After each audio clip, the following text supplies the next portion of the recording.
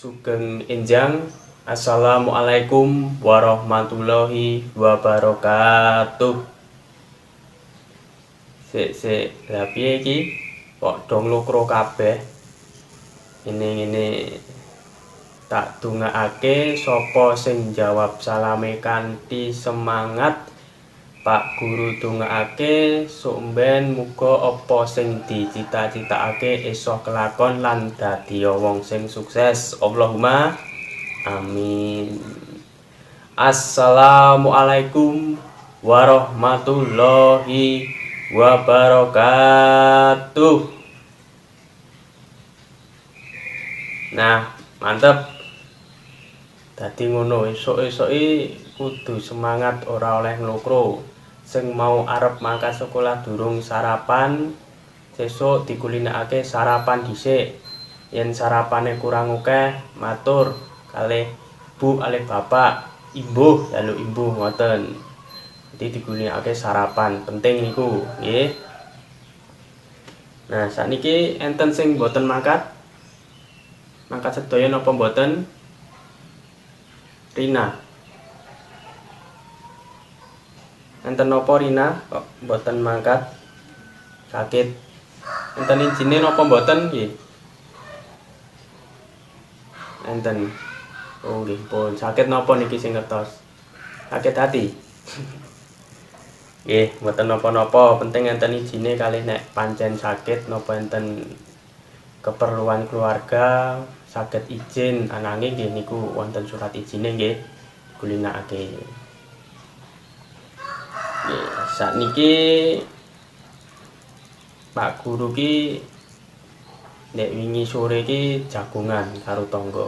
Ya kaya biasa-biasane no kae jagungan biasa karo ngadem ning emperan omah jagungan. Lah kuwi enek cah cilik mangan kacang kuwi kambi turu, kambi klekaran. Ora let suwe kuwi dilokke karo Mbok Dini. Kira-kira ngene ukarane. Le, nek mangan kacang aja karo turu. Mengko lak iso dadi ula. Kira-kira ngerti karepe ora? Kok dilokke ngene ngopo? Biasane nek meneh nek sing sering lingguhi bantal biasane kan dilokke karo bapak ibuke to. Aja nglingguhi bantal, ora ilok. Ndak udunen. Nah, ngono iki ngerti rak karepe apa? Sing dikarepake kok nek dhewe ora oleh mangan karo turu, ora oleh ngingguhi bantal. Terus apa neh ya? Biasane nek mangan ora oleh karo ngadeg, kudu karo lingguh to. Nah, ngono iki janjane sing digarep kuwi apa to? Kok dhewe sering nemoni ngono kuwi, sering dilokke ngono kuwi. Kira-kira ning kene enek ora sing sering dilokke ngono kuwi? Oke to mesti? Enten to? Enten. Pak Guru dhisik pas cilik sering dilokke ngono kuwi kok. Ning ya durung ngerti kok dilokke ngono kuwi ngopo to sebabe. Nah, ning kene kuwi mula ing materi wonten enjang menika Pak Guru badhe ngandharaken babagan tentang budaya Jawa Waler utawi gugon tuhon.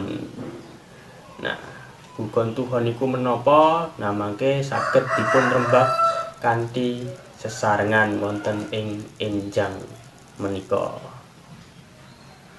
Nah, saderengaken mlebet wonten materi, Pak Guru gadah video. Lah video niki ngenani napa? Lah video niki ngenani babagan budaya Jawa Waler.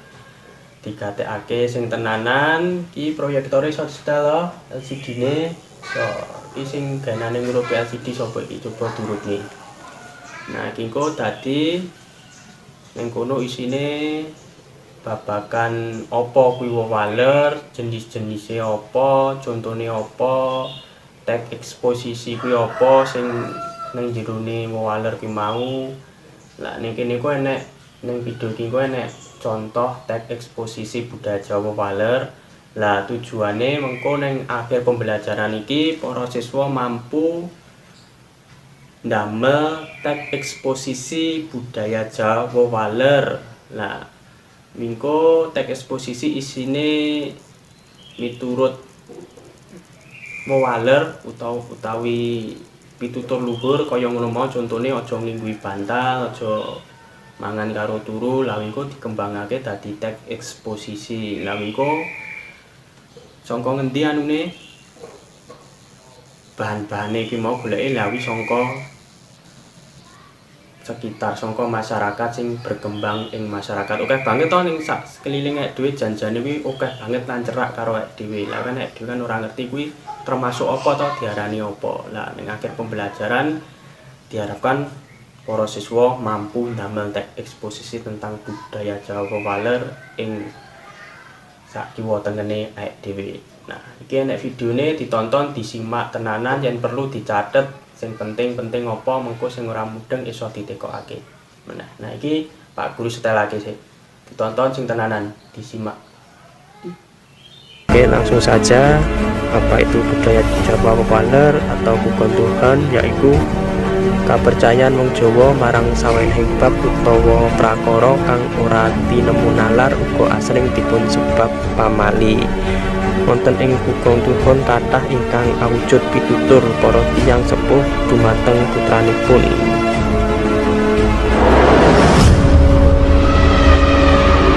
Lan Bugon Tuhan kapérang dadi telu.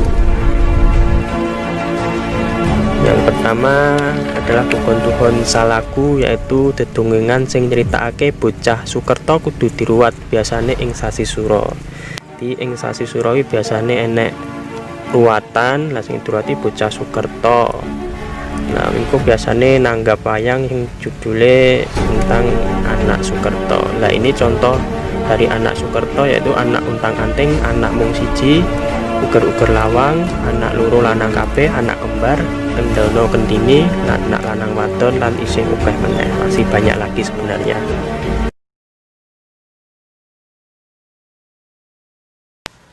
Nggih, saking video menika wonten panyaruwe menapa mboten? Menawi dereng enten sing kurang jelas saged dipun suwuni pirsa dhateng Pak Guru. Monggo. Boten wonten, menawi boten wonten sumangga dipun bikak modulipun wonten ing kaca selangkung. Menika wonten penjelasan ingkang luwih jangkep ngenani budaya Jawa Wewaler. Menika wonten sampun dipun bikak sedaya nggih. Nggih, sampun. Menawi sampun ten mriku wonten kompetensi dasar tujuan pembelajaran menika sampun wonten lan wonten ngandhape wonten pangertosan wewaler. Nah, wewaler menika menapa yaiku kapercayaan wong Jawa marang sawenehing bab utawa prakara kang ora tinemu nalar. Lah mau sing dijenenge budaya Jawa Wewaler utawa Bugon Tuhan kuwi mau kepercayaan wong Jawa marang sawenehing bab utawa prakara kang ora tinemu nalar. Dadi durung ngerti iki bener apa ora kuwi durung ngerti. Terus mekaten. Terus contone menapa? Contone sing durung bener kuwi ya kuwi mau kaya nek mangan karo turu iso dadi lho kuwi mau kan ya durung dadi tenan. Apa yo nek mangan karo turu iso dadi lho kan ya lucu ya. Nek wong Jawa nek kon gawe perumpamaan pinter banget pasis. Nah, kuwi mau jane enek makna tersirat ning jerone kae mau apa kok ora oleh mangan karo turu kuwi mau ya mergo ora ilok, ora sopan mergo kanggo kesehatan kuwi ya ora apik. Dadi makna tersirate kuwi mau. Aja digunakake mangan karo turu mergo ora apik, ora apik kanggo kesehatan. Kuwi mau. Lajeng dipun malih-malih kaca suwalipun daten mriku wonten jinising Bugon Tuhan ugi dipun perang dados sekawan. Nomor setunggal wonten tembang, parian, geguritan, ugi pitutur luhur. Nah, ingkang asring dipun temoni nggih menika sing awujud pitutur luhur. Nek tembang, parian, geguritan kuwi jarang banget ditemoni. Lajeng malih nalika saged dipun stabilo menapa dipun menehi garis bawah nggih. Lajeng malih wonten Bugon Tuhan utawi ingkang asring dipun sebut pamali. Lah menika dados salah satunggaling budaya wewarah dhateng tiyang Jawi. Lah Bugon Tuhan utawi wewaler niku uga dipun sebut pamali kanggo wong Jawa. Dene gugon utawi wewaler menika kala wau asale saka tembung gugon, iki saka tembung gugu. Dene tuhun asale saka tembung tuhu. Bilih gugon tuhun menika nek digabung dadine sing kudu disingkiri kanthi satuhu. Terus mekaten. Saking tekan mriki wonten pitakenan menapa mboten? Mboten nggih, sampun cetha. Menawi cetha gugon tuhun menika dibedakake dadi telung perangan, yaiku gugon tuhun salugu, gugon tuhun isi wasita sinandi, lajeng gugon tuhun kalebu wewaler. Lah kuwi kepiye maksude? Lah iki sing pertama enek gugon tuhun salugu, yaiku bocah kang dadi paragane Bathara Kala. Manut dedongengan yaiku bocah Sukerta. Nah, bocah Sukerta kuwi bocah sing duwe ciri-ciri anak pertama ya, ora duwe mbakyu, ora duwe adi. Nah kuwi terus walike ya anak wedok sing ora duwe adi, ora duwe mbakyu, anak tunggal istilahnya. Terus anak uger-uger lawang, anak kendono kendini, terus anak kuwi lho, terus Pak Guru lali istilahnya. Terus sing biasane nek diapit sendang ke apit ya nek ora mboten nyebut engko iso diteliti maneh kuwi anak lanang, pertama lanang, terus tengah wedok, terus sing telu lanang. Lah keapit uga swalike ngono kuwi. Kuwi kalebu bocah Sukerta, akeh banget jenise. Nah, tapi biasane kudu ruwatan ngono kae lho, Cak. Diruwat dhisik. Terus ditanggapake wayang, biasane wong-wong sing mampu nek ngene iki. Wong Jawa kuwi pancen akeh ragate. Terus nomor loro gugon tuhun isi wasita sinandi, pitutur kang ora dilairke kanthi melok utawa dikandhakake kanthi samestine, sing akeh-akeh nganggo tembung ora ilok kang satemene ora becik. Contone napa? Tuladhane napa? Aja ngidoni sumur, mundhak suwing lambene. Lah kuwi mau ora janjane iki yo ora suwing lambene, makna tersirate seneng jero kuwi mau tegese idu kang tumiba ing sumur bisa njalari regete banyu. Luwih kang duwe penyakit nular. Ngoten menika kala wau. Terus ingkang nomor 3 gugon tuhun kalebu wewaler, yaiku saka sabdane utawa pangandikan leluhur wong kang dadi bakal ing babagan iku. Tuladhane menapa wong ing Banyumas ora kena lelungan ing dina setupahing. Wong ing Banyumas manggih cilaka nalika tindak ing dina setupahing. Nek ning daerah dhewe Klaten iki nek yung Kecamatan Cawas kono ana wonge ora oleh lunga ing dina Jemuah Pahing nek ning kono. Mundhak dipangan Banaspati ya, tapi nek bengi Banaspati kuwi setan sing wujude ndas tok, biasane mangan wong. Lah kuwi aja cerita wong tuwa jaman dhisik. Bener apa orane ya ora ngerti. Mula disingkiri wae luwih becik ngoten. Nono wae ya. Akeh banget daya nek dhewe iki. Lajeng pun bikak wali kaca 28. Nah, ten wonten kaca 28 menika wonten tek eksposisi. Lah saderenge mangke wonten ing akhir pembelajaran damel tek eksposisi budaya Jawa wewaler kedah saya malih kedah langkung kita mangertosi menapa to sing dipun sebab eksposisi menika. Nah, wacana eksposisi menika yaiku njlentrehake utawa medharake sawijining bab kang ditujokake marang pamaos kanthi genep kanthi cetha. Nah, sifate kuwi menehi ngerti, ngonceki awih pramayoga utawa saran. Nah, tujuane wong sing njupuk informasi lan pengetahuan kuwi iso ngerteni luwih jelas meneh, luwih gamblang utawa cetha ya, ngoten nika. Nah, wonten pitakenan saking mriki tekan kene. Dereng nggih, saking wewaler nggih sampun cetha kala wau nggih. Kepercayaane wong Jawa ning durung tinemu nala, durung ngerti bener apa orane. Tapi luwih becik disingkiri wae. Nah, ciri-ciri paragraf eksposisi yaiku migunakake pola sing umum tumuju khusus utawa swalike khusus tumuju umum. Dadi ngono iki, diwolak-walik padha wae rapopo. Terus momot kalimat topik. Nah, topik iki apa to? Ide utawa gagasan utama, kalimat utama. Contone budaya Jawa wewaler mita neloni kanggo masyarakat Jawa. Nah, iki contone topik ngono kuwi. Kalimat utama istilahnya. Kuwi iso terletak ning dhuwur dhewe, iso ngisor dhewe padha wae rapopo. Terus sing nomor 3 momot kalimat rincian utawa penjelas. Nah, kalimat utama kayak mau dijlentrehake dikek kalimat penjelas mito neloni kuwi apa ngopo kok perlu diadake mito neloni. Nah ini perlu diterangake kanthi jelas. Terus urut-urutane yaiku nemtokake tema. Ngerti to tema? Contohnya tradisi masyarakat Jawa lalu kan banget. Nah iso dipilih mengko noto kerangka wacana ngumpulake kerangka karangan supaya dadi karangan kang komplit lan itu nonton menika. Nah ki mau wacana eksposisi kurang luwih nonton menika sampun cetha nggih. Nggih kelas menika pancen sae sanget terangake sampun wah seneng Pak Guru nek murid kados menika. Tapi luwih sae meneh menawi wonten ingkang dereng mangertos saged dipun suwuni pirsa menika luwih langkung sae malih. Aja wedi-wedi takok engko lak keblinger nang tengah dalan. Terus iki kaca 29 wonten tulodo teks eksposisi sing ira-irane mendem ari-ari lah mangke saged dipun maos kiyambak lah mangke ndamel kados menika. Nah iki judule mendem ari-ari. Mendem ari-ari ngerti to ya, mendem kae lho.